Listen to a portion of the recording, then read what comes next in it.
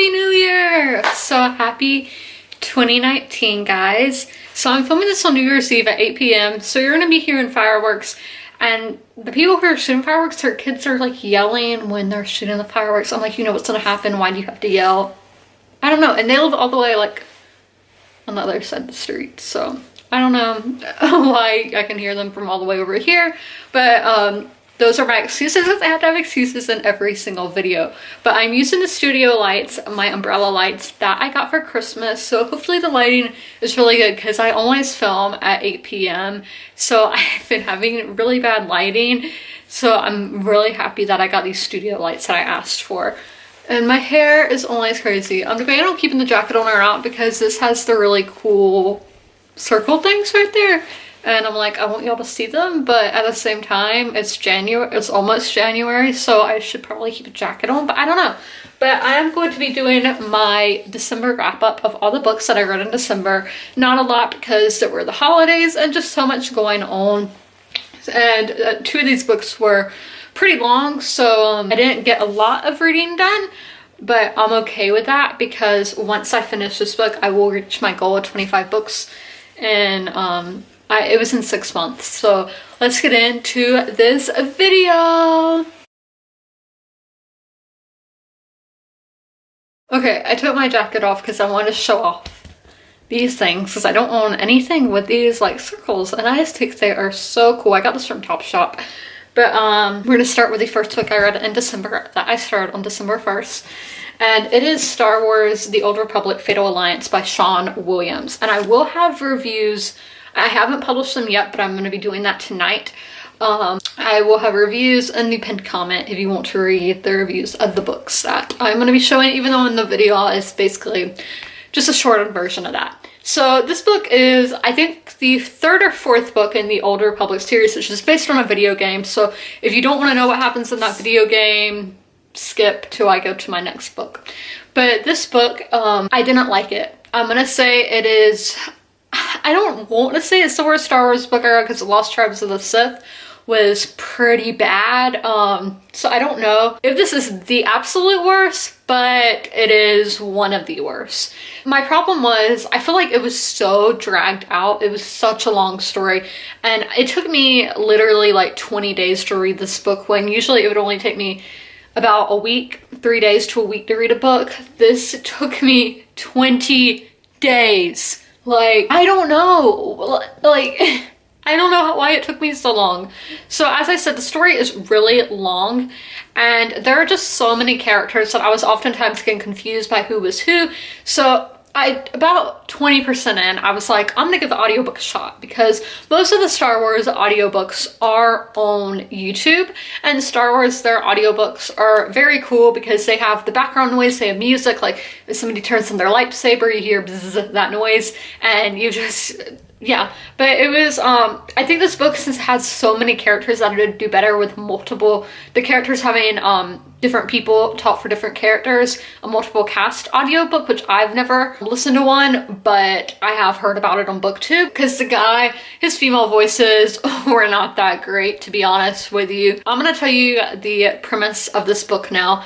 So basically, this mysterious ship has come into the galaxy, and it exploded when it was noticed, when somebody went out to notice, and so they were able to, none of the people on the ship survived, but some of the things on the ship survived. So the Hutts were the ones who got it. And if you know about the Hutts are big crime lords in the Star Wars galaxy. And so they are having where people have to bet an auction to, whoever wins the auction will get what was found on this ship.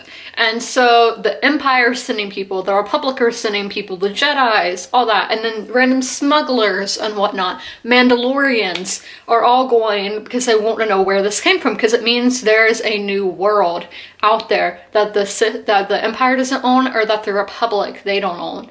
So whoever gets it, they get the resources of this planet, they get to conquer another planet to have under their belt. And so they just send out all these people, all the different people in the galaxy, to go find out what it is. And that is the plot, and to find out about this planet that nobody knew about before. So I do think that is a pretty interesting plot, but this book, as I said, was just really dragged out. It was over 400 pages. It's the longest Star Wars book so far that I've read. And I just didn't enjoy it because it was very hard to follow. So the next book, and I give it I think a 2 out of 5. It was yeah, I'm gonna say it was a 2 out of 5. I don't remember though, but y'all will see in the pinned comment. So going on to the next book, this was my favorite book I read this month and one of my favorite books that I read this year, and it is The Great Alone by Kristen Hanna. This has been on my TBR for about 6 months now, so I'm glad that I finally got to pick it up, because when I was looking for this book in Vlogtober, I think, and Barnes & Noble did not have it, but now I've been seeing it in the stores. But I got it in the Book of the Month subscription as my add-on book, and I think this was the February Book of the Month. Yep. February 2018 Book of the Month that came out this year. And so with Kristen Hanna, I had heard about her work before with Nightingale, which I do have on my bookshelf and will be reading sometime in 2019. So I heard that it was a phenomenal and one of the best historical fictions. And historical fiction is my favorite genre, if you did not know that. So I was like, this book should be really good, because I've heard so many good things about her writing style and just everything. And I was right. This book was a 5 out of 5 stars. So this book is set in Alaska. It starts out in 1974. So this family, the Albrights, move to Kennec, Alaska. It's across from Homer. And I don't know if the town is a real town or if it's fictional, but it's in Alaska on, I forgot, is it the Kenai Peninsula? Because I'm like, is that in the book or is that something I know in real life? But so it's on this peninsula that is very remote. And the family, there's the father who is a he was a prisoner of war, so he saw some pretty messed up things and obviously has PTSD.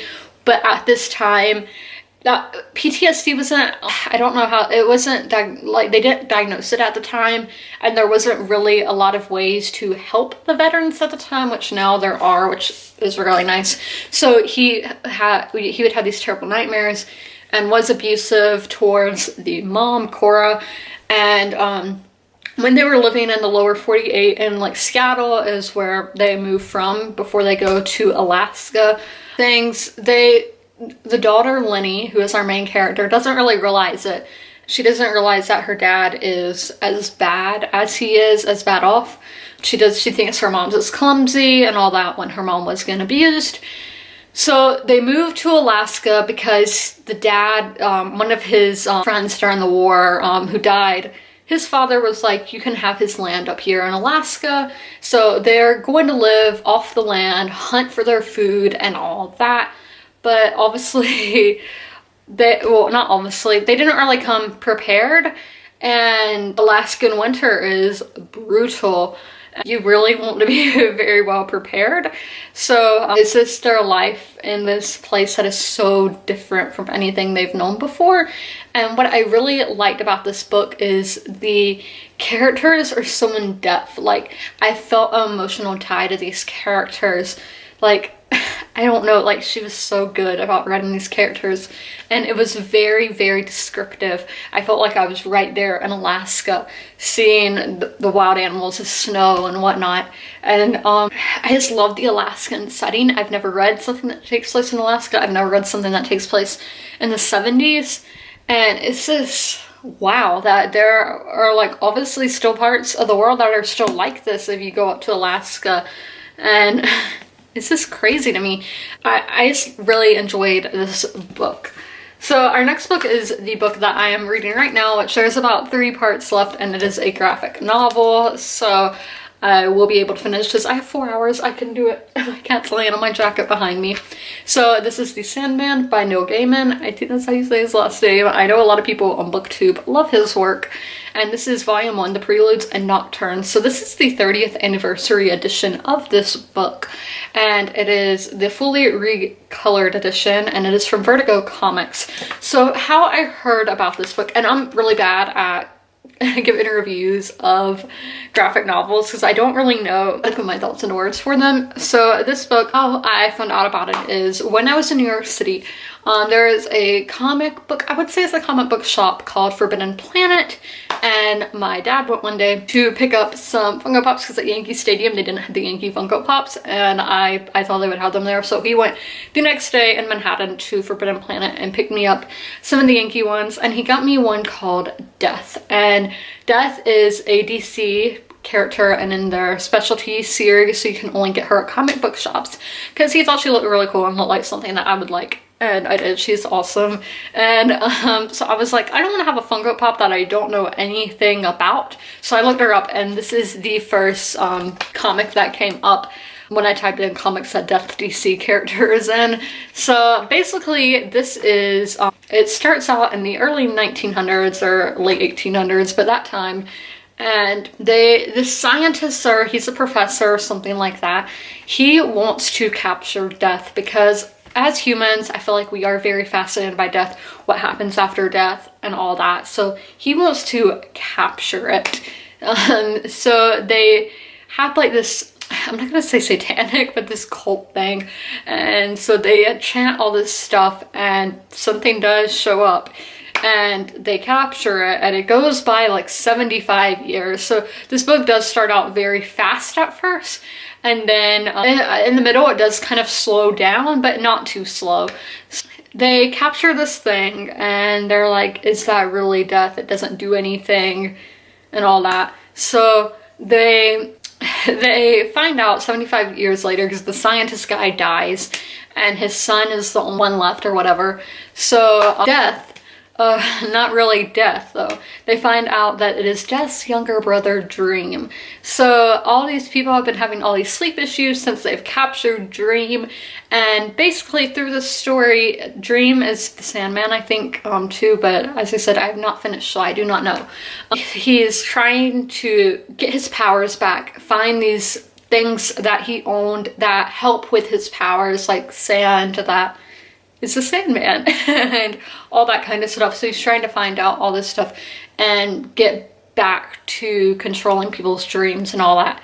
And so that is what this book is about. And I think there's like 10, there's 10 volumes in this series. And I know a lot of people didn't like the artwork in the series, and let me say there are pretty big trigger warnings in this, and it is a very dark story. It's about death, so it is a very dark story, so I will warn you about that. But I know a lot of people didn't like how it's illustrated and all. They're like, it's this so like cheesy looking, 80s looking. I haven't had a problem with the illustrations, because I have had problems with illustrations in books in the past, so I haven't had any problems with this one. So I've enjoyed it so far, but I have not finished, but I will finish before 2019. But I hope you guys enjoyed this video, and as always, comment, rate, and subscribe. Bye guys, and Happy New Year.